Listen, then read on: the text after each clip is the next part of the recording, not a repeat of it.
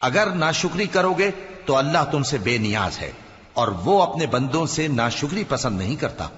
اور اگر شکر کرو گے تو وہ اس کو تمہارے لیے پسند کرتا ہے، اور کوئی بوجھ اٹھانے والا دوسرے کا بوجھ نہیں اٹھائے گا۔